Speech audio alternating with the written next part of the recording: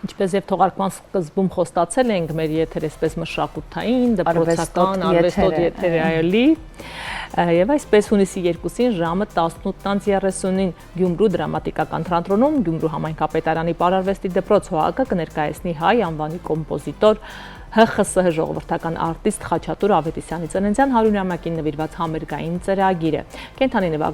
նվագակցության հնչյուններով եւ պարային նոր մեկնաբանությամբ։ Համերգի եւ այլ մանրամասների մասին ենք զրուցելու մեր հյուրերի Գյումրու համայնքապետարանի պարարվեստի դպրոց ՀԱԿ-ի տնօրեն Լիլի Գասպարյանի, երաժշտական մասի քաննարարուհիներ Լիանա Ավագյանի եւ Բուրաստան Գրիգորյանի հետ։ Բարի լույս աղջիկներ։ Լույս առավոտի, շնորհակալ ենք, որ առավոտը կիսում եք մեզ հետ եւ միանգամից հնչեցնենք առաջին հարցը։ Խաչատուր Ավետիսյանի երաժշտությունը խորապես արմատավորված է մեր գենետիկ հիշողության մեջ, կարող ենք այսպես ասել, ինչպես ծնվեց նրա արվեստը պարային նոր մեկնաբանությամբ եւ բացառապես կենդանի նվագակցությամբ ներկայացնելու գաղափարը։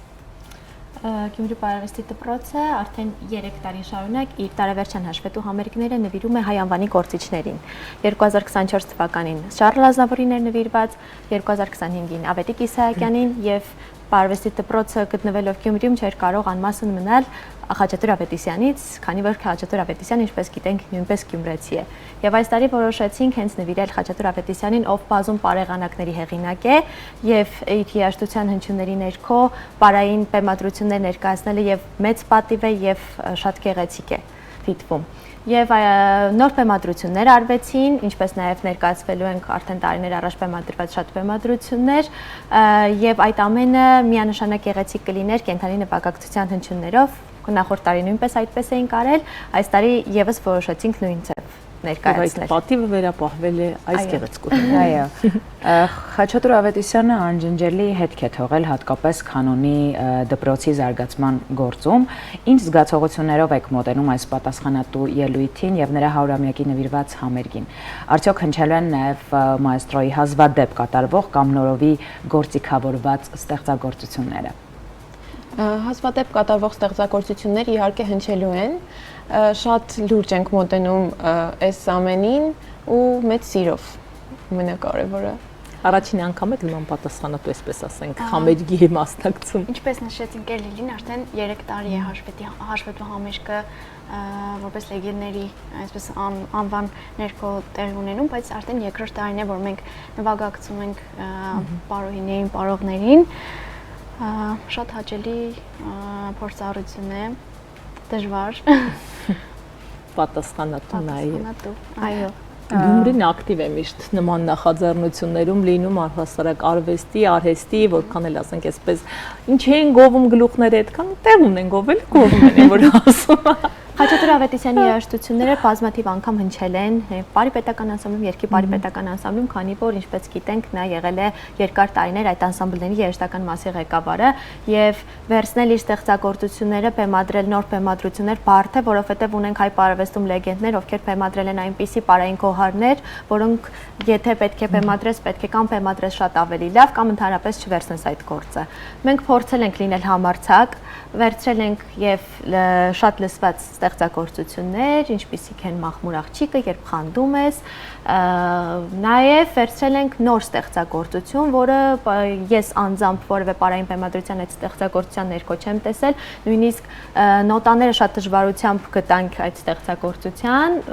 մրմունջ ստեղծագործության անվանումն է, արվել է նոր բեմադրություն, քանի որ Խաթաբալա ֆիլմի երաժշտության սաունդթրեքը մեր օրերում այդպես է, չէ, կոչվում, երաժշտության հատվածը նույնպես Խաչատուր Ավետիսյանի հեղինակայինն է, համերգում մենք Խաթաբալա ֆիլմից սյուիտ ենք բեմադրել իր երաժշտությունների ներքո,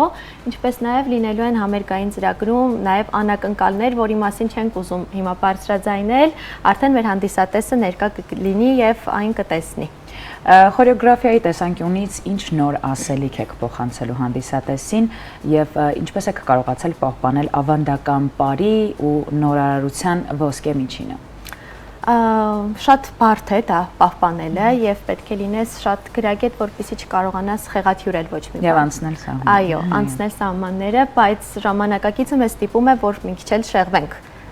հնից եւ ստեղծենք նորը։ Եթե ուզում ես նոր ձեռագիր բերել բարարվեստ, պետք է լինես մի փոքր համարձակ։ Մի քիչ դժվարությամբ ունենք եւ ավանդական եւ հայկական իր ստանդարտ մոտեցմամբ պարային համարներ եւ ունենք նորովի նոր մոտեցմամբ, մի քիչ դասական մոտեցմամբ պարային համարներ, որոնցից է ինչպես նոր նշեցի մրմունջ բեմադրությունը։ Գյումրին միշտ աչքի է ընկել իր յուրահատուկ եւ պահանջկոտ արվեստոտ եւ արվեստասեր հանդիսատեսով։ Ինչ սպասումներ ունեք հուլիսի 2-ի երեկոյից եւ արդյոք նախատեսվում է այս բացառիկ համերգային ծրագիրը ներկայացնել նաեւ մայրաքաղաքում կամ այլ մարզերում։ Մենք ամեն տարի ներկայացնում ենք առաջին բաժինը նվիրված որևէ հանճարեղ անձի, իսկ երկրորդ բաժնում արդեն մեր դպրոցը 100-ից ավել աշակերտներ, մեկ ամբողջ տարվա աշխատանքն են իրեն ցույց տալիս, 1-ից 7-րդ դասարանցիները։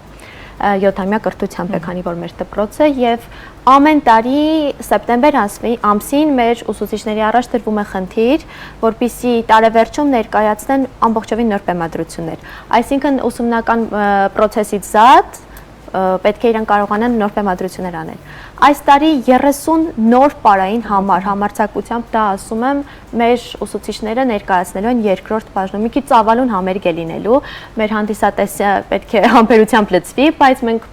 փորձել ենք այնպես անել, որ շատ երկար չլինի եւ չհարաշահենք նրանց համբերությունը, բայց 30 նոր պարային համար մեր սաները բեմում հանդես են գալու։ Այսինքն 7-ամյա կրթությամբ 7-րդ դասարանը դպրոցում ավարտող մեր յուրաքանչյուր սան 50-ից 100 հասնող պարային բեմադրություններ ունենալով այդ բազայով ավարտում է մեր դպրոցը։ Ու այս տարի ամեն տարի անում ենք դա, այս տարի եւս մեր 7-րդ դասարանցիները վերջին համարը համերգային իրենց իսկ բեմադրություններով են հանդես գալու, այսինքն համերգը ամփոփելու ենք մեր սաների բեմադրություններով եւ նրանք այդպես ցույց են տալու թե ինչ են սովորել, այո։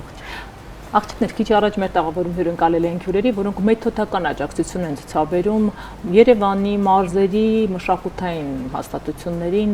երաժշտական դպրոցներին։ Ու խոսվեց այն մասին, որ ավելի քիչ են հագեցած ամեն դեպքում մարզային դպրոցները նյութատեխնիկական բազայով։ Ինձ հետաքրքրում է որպես կանոնահարուհիներ, դուք ինչ խնդիրներ կմատնանշեք կամ առհասարակ վերջին շրջանում ինչպիսի հետաքրքրություն եք տեսնում կանոնի նկատմամբ, քանի որ դուք հենց կանոնն եք ներկայացնում։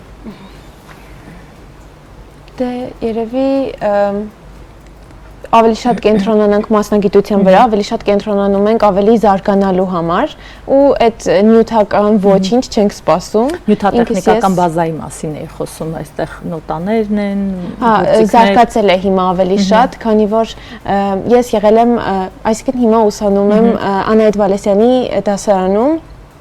ով Խաչատուր Ավետիսյանի աշակերտն է եղել։ Ու ինքը Խաչատուր Ավետիսյանից ոգեշնչված հիմա նոր ստեղծագործություններ է գրում ու դա ավելի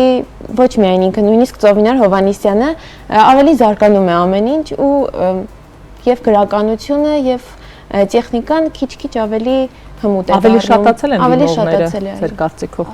բաժին։ Մի քանի տարի առաջ կարող ենք վիճել այդ հարցով, բայց կարող եմ համար ասել, որ հիմա դասականին հավասար կանոնը կարող է գնալ ոչ մի բանով չզիջելով։ Ես անձամբ սովորում եմ Ծովինար Հովանիսյանի դասարանում, նա բերում է նոր տեխնիկաներ, որոնք պետք է յուրաքանչյուր ինձ թվում է աշակերտ տիրապետի, արդեն դրանից բխում է էլի, ով կդառնա կատարող, ով մանկավարժ, բայց պարտավոր է իմանալ էլի։ Խաչատուր Ավետիսյանի գործերի նվագելով կիրառում ենք այդ հնարքները, ինձ թվում է արդեն հանդիսատեսը կգնահատի։ Որտեղից որոշեցիք, որ պայն որ դուք կանոնահարուհիներ եք դառնա։ Երևի ես սկսեմ, քանի որ մեծացել եմ երաժիշտների ընտանիքում, որոշեցի գնալ կանոնի, առաջի դասարան սովորելուց հետո Վրաստանը ինձ տեսավ, ցանկություն հայտնեց սովորելու։ Իրար վարակեցիք գաղափարից։ Եվ շատ շնորհակալ եմ աղջիկներից, որ արդեն երկրորդ տարին է։ Մենք ունենք մեր մշտական նվագակցողները, ովքեր մեզ օգնում են, արդեն բարձր դասարանցիներն են հիմնականում աշխատում նվագակցողների հետ։ Ցածր դասարանցիները միայն դաշնամուր եւ դհոլ, իսկ արդեն երաժշտական մաստու դուք եւ մյուս գործիքների հետ բարձր դասարանցիները։ Եվ ես շատ ուրախ եմ, որ նման գրագետ եւ ազնիվ մարդիկ միացան մեր նվագակցողներին եւ մեր երաժշտական մասը ավելի գեղեցկացրեցին։ Հրաշալի։ Արջևում ինչ պլաններ ունեք։ Հիմա իհարկե ամառային արձակուրդներն են կարող ենք ասել սկսում, բայց դեռ մեկը չվարտած, վստահ եմ արդեն մյուս գաղափարի մասին եք մտածում։ Այո, մեր երեխաները շատ գերհոգնած են, մենք նույնպես առավոտյան ժամը 10-ից մինչև երեկոյան 8-9 մենք փորձեր ենք անընդմեջ անում եւ վերջապես երեխաները կգնան արձակուրդ, իսկ սեպտեմբերից արդեն ունենք շատ նոր ծրագրեր, քանի որ գալիք տարին մեր դպրոցի համար հոբելյանական է, դպրոցի ստեղծման 30-ամյակն է եւ դպրոցի հիմնադիր Սամվել Կասպարյանի գործունեության 50 եւ 70-ամյակը, այսինքն ամբողջ տարի նախատեսում ենք անել հոբելյանական տարբեր համերգային ծրագրերով։ Դա իհարկե մեկնարկը կլինի Գյումրիից, մնացածը արդեն կտեսնենք ինչպես կշարունակվի, նաև ունենք շատ շրջագայությունների հրավերքներ, դա տեսնենք ինչպես կկարողանանք կազմակերպել, որ երեխաները նաև շրջագայեն։ Հանդիսատեսի արձագանքը ինչպիսին է գյումրեցիների եւ առհասարակ հարակից մարզերից գալիս են դիտելու։ Գալիս ենք, մենք հրավիրում ենք անպայման, որպեսզի տեսնեն, թե Գյումրիում ինչ սերունդ է մեծանում, մեր սաները ինչ մեծ հնարավորություններ են տիրապետում եւ այս անգամ եւս ունենք հյուրեր, դե Գյումրիի հանդիսատեսը դուք ինքներդ գիտեք, թե ինչ խստապահանջ է։ Մենք սխալվելու իրավունք չունենք, եթե սխալվենք, հաստատ ծափերի չենք արժանանա եւ մեծ քննադատությունների կարժանանանք եւ ինձ թվում է, որ մենք փորձում ենք այնպիսի հանդիսատես ունենալ, որ ճիշտ դատի մեզ։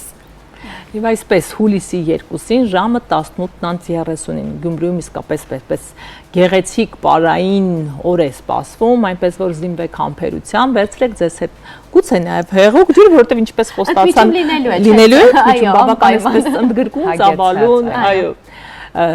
համարներ են լինելու, այնպես որ մնացեք կենտրոնի եթերում։